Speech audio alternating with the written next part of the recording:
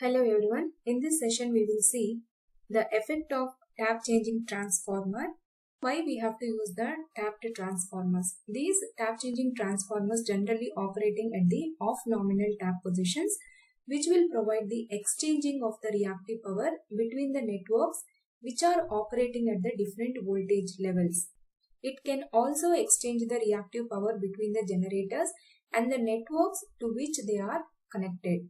So it is very important to reflect this effect into the power balance equation. Whenever we are doing the load flow solutions, if any tap changing transformers are present in the network, we need to consider those tap changing transformers effect into the consideration.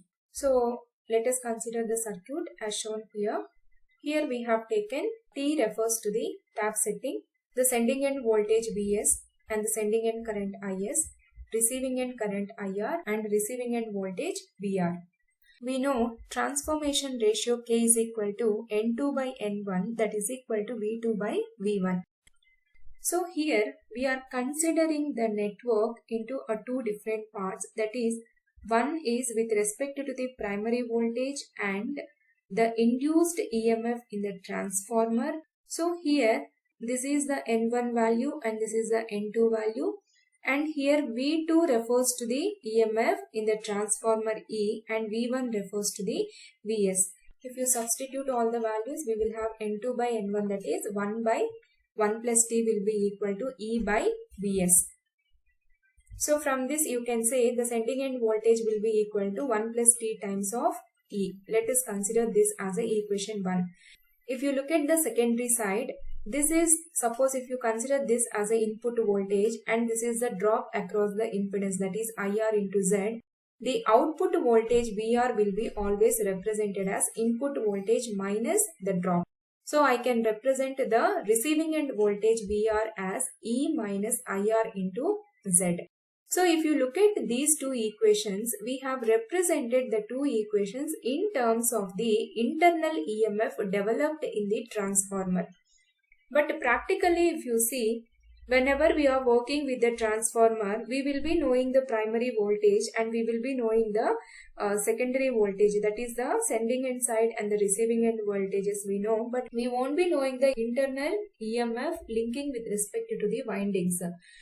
So whichever quantity we won't be knowing, we don't want to carry that term into our equations.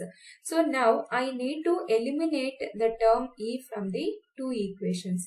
So for that, first equation I can represent it as a, from equation number 1, E is equal to Vs by 1 plus T. So wherever we have E, I can replace that E by Vs by 1 plus T, and let us see the further simplifications. So we have considered the first and second equation. Our aim is we have to eliminate this E term from the equations. Now from the first equation, I can write E is equal to Vs by 1 plus T. Second equation I am rearranging as IR into Z is equal to E minus VR. Okay, so I want to bring all the voltages, equations one side. So let us consider this as a equation number 4. Now if you substitute equation number 3 in equation number 4, we will get IR into Z is equal to Vs by 1 plus T minus VR. Let us consider this as a equation number 5. Now the receiving end current IR is equal to 1 by Z times of Vs by 1 plus T minus VR. Now if you take the LCM, 1 plus T, Vs minus VR into 1 plus T. From this, IR will be equal to 1 by Z into Vs minus VR minus T into VR. That numerator can be written as Vs minus VR minus T into VR. Okay, this Vs minus VR minus T VR by 1 plus T. Now you can write this as a two terms. One is Vs minus VR by 1 plus T. The second term is minus T by 1 plus T into VR. So that is equal to 1 by Z into Vs minus VR by 1 plus T minus T VR by 1 plus T. So this is the equation for the receiving end current. So this is the one of the important equations that we require to represent the equivalent circuit. from the transformation ratio, the N2 by N1 is also equal to the I1 by I2. So in this condition, I1 is the sending end current, I2 is the receiving end current, and N2 is equal to 1. N1 value we have taken already, that is 1 plus T. Now from this, by cross multiplying, you will get IS value is equal to IR by 1 plus T. Let us consider this as a equation number C. So from equation 5, we know the receiving end current IR is equal to 1 by Z into Vs by 1 plus T minus VR. This is the equation that we got for receiving end current. If you substitute this equation in equation number 6, wherever we have the receiving end current, the sending end current equation will be equal to 1 by Z into 1 divided by 1 plus T value will be multiplied with each term inside the bracket. That will become Vs by 1 plus T whole square minus VR by 1 plus T. So if you take the LCM and simplify, we will get 1 plus T whole square Vs minus VR minus TVR. So if you take the LCM here, if you are not able to understand, take this 1 plus T whole square. This will become Vs minus VR into 1 plus T. So if you multiply, this will be Vs minus VR minus TVR by 1 plus T whole square. If I split like a previous case, this will become Vs minus VR by 1 plus T square. Okay, that term is okay. That is a mutual term. We can accept. But the self term, if you see, I am calculating the current with respect to sending end, but I got the term with respect to the receiving end side, VR. Okay, but I don't want this. I should get the equation in terms of Vs, sending end quantity. For that, what I am doing is, I will add plus TVs minus TVs so that I can bring the self term into the equation without changing my original equation. Then I will try to simplify the equation by taking this point. So this is the equation we got. So now I am adding plus TVs minus TVs. Let us see the possible simplification further. Here we have a Vs, here we have a TVs. So Vs, if you take common, that will become 1 plus T into Vs. So I will represent here 1 by Z. This will become 1 plus T into Vs. Then VR value, if you take minus VR and that will become minus 1 plus T into VR, then minus TVs by 1 plus T whole square. Okay. Again, from these two terms, we can take 1 plus T as a common. Okay, that will become 1 by Z into 1 plus T. If you take common, that will become Vs minus VR divided by 1 plus T whole square, and this will become minus T by 1 plus T whole square into Vs. So this 1 plus T, this 1 plus T will get cancelled. We will get Vs minus VR by 1 plus T minus T by 1 plus T whole square into Vs. Now we want equation with respect to Vs. We got the equation with respect to Vs. So let us see those two steps one more time. That will be equal to 1 by Z. So I have simplified Vs into 1 plus T because I am adding these two. And if I add these two, minus, if you take common, minus VR into 1 plus T minus TVs by 1 plus T whole square. Now you can say again from these two terms, you can take 1 plus T common, Vs minus VR minus TVs by 1 plus T whole square. Now if you split the equation, this and this will get cancelled. From the first term, you will get Vs minus VR by 1 plus T.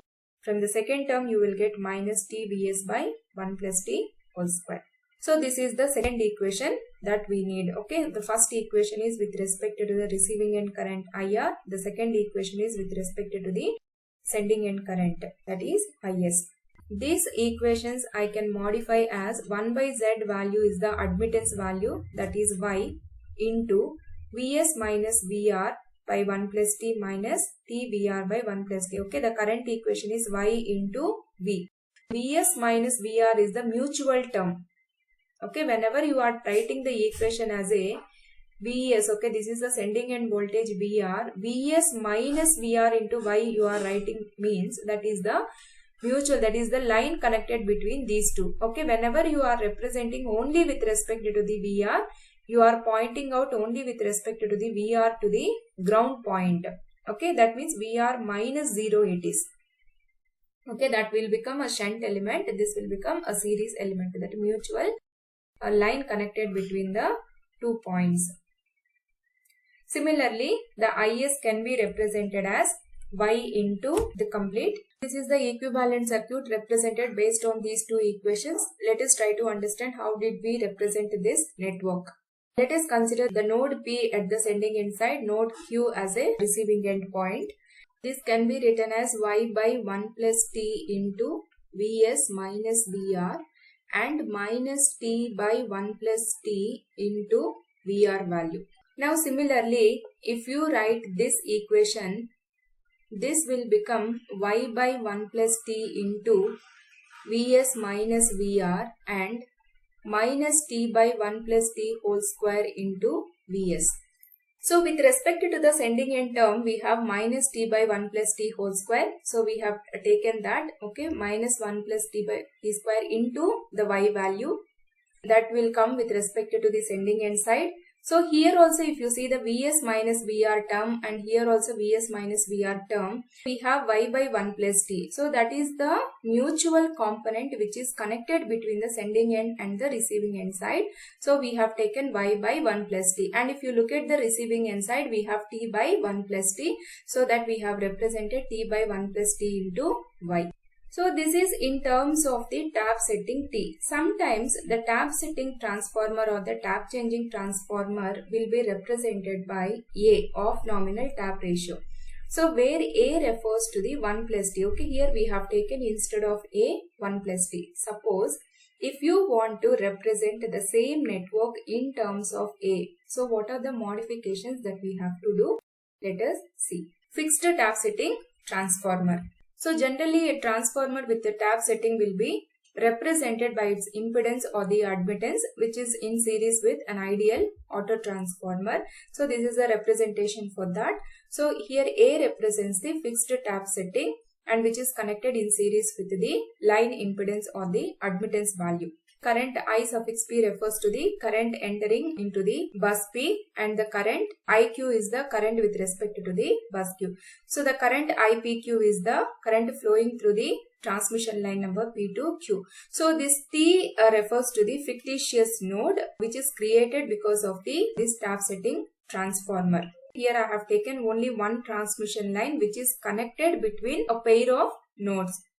Like this, 3-4 transmission lines also will have a tap setting transformer. Whatever it is, the equations for that respective transformer will be same. Here, this node will be called as a tap setting side. This side you will call it as a non-tap setting side.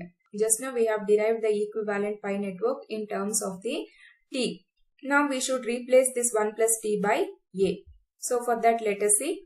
By substituting 1 plus T is equal to A, we need to do modification for this network, and let us find out these values also in terms of the A. Now we know 1 plus T is equal to A, where T is equal to A minus 1 and minus T will be equal to 1 minus A. So if you know these 3 points, just we can directly replace the values.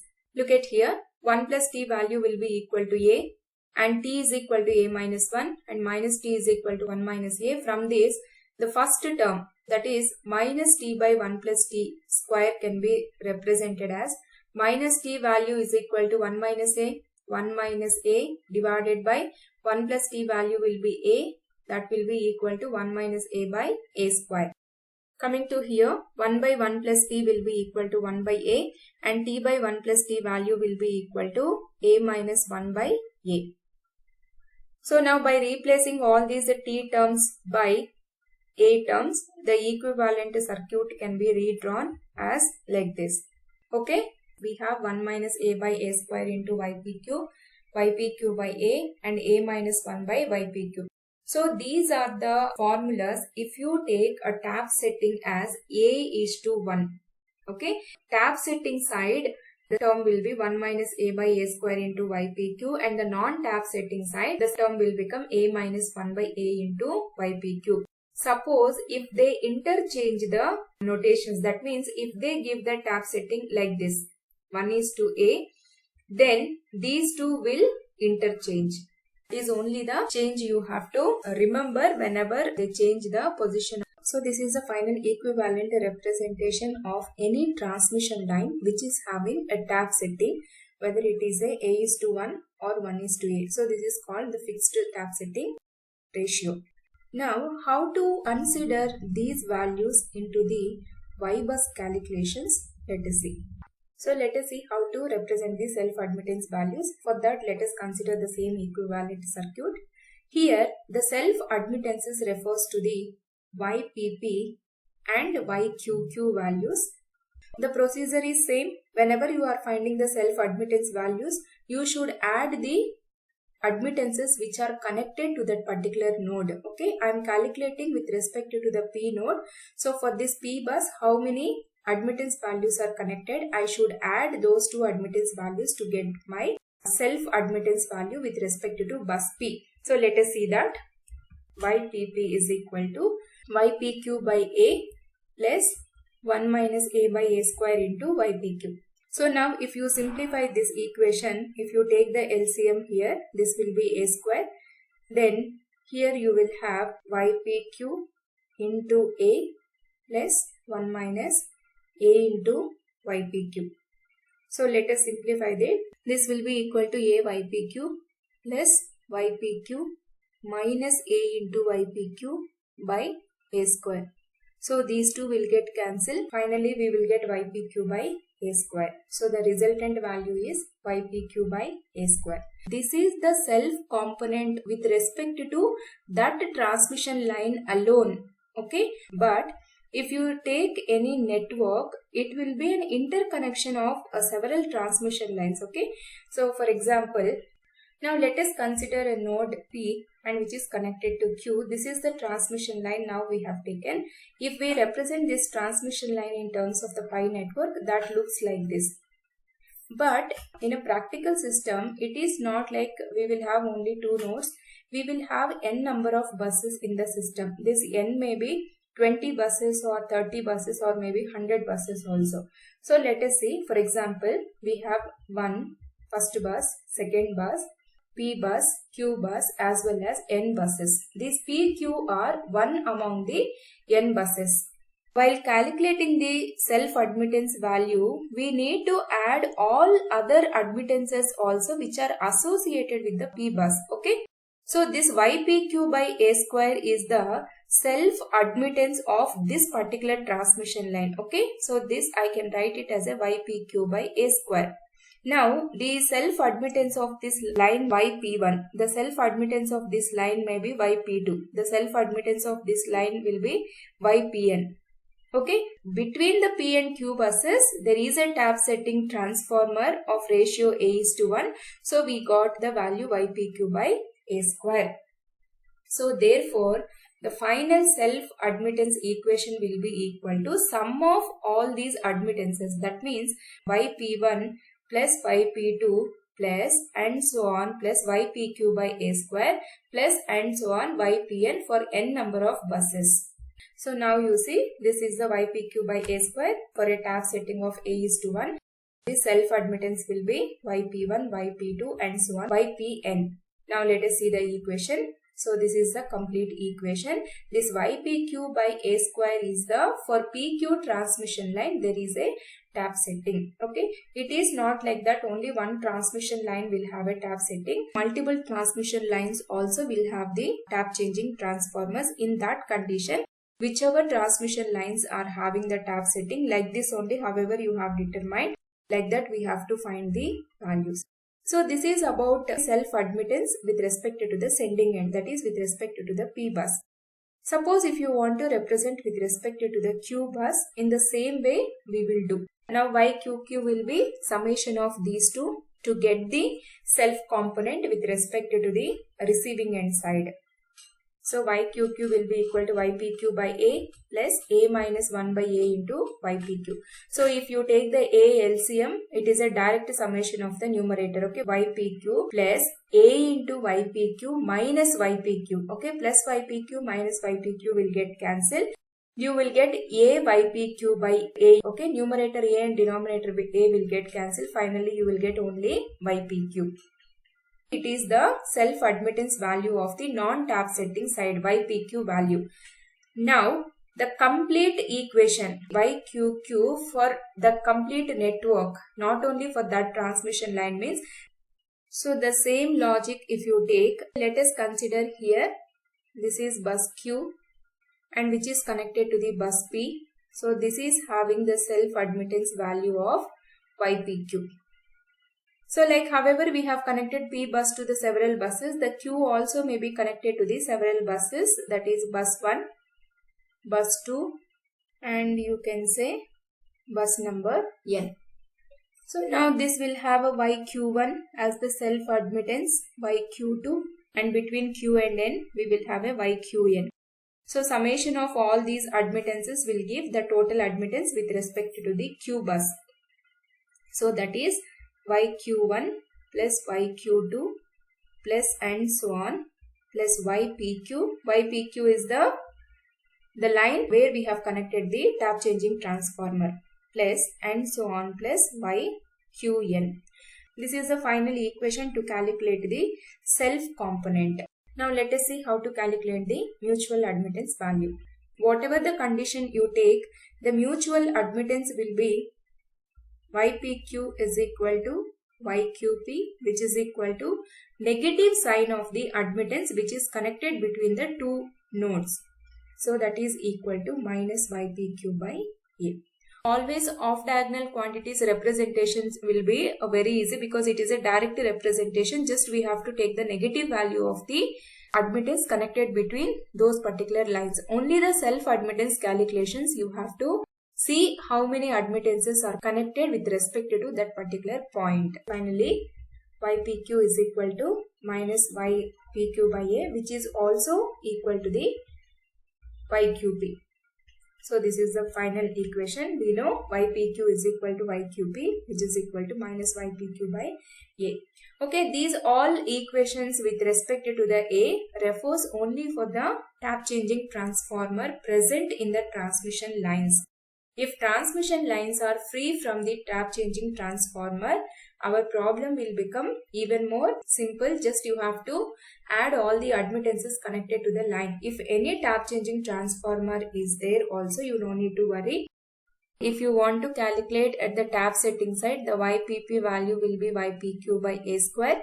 If you want to find out the self term with respect to the non-tap setting side, that will become YPQ. And if you want to find out the mutual component, we will have minus YPQ by A. So these are the three formulas that you need to remember if you have a tap changing transformer in the transmission line.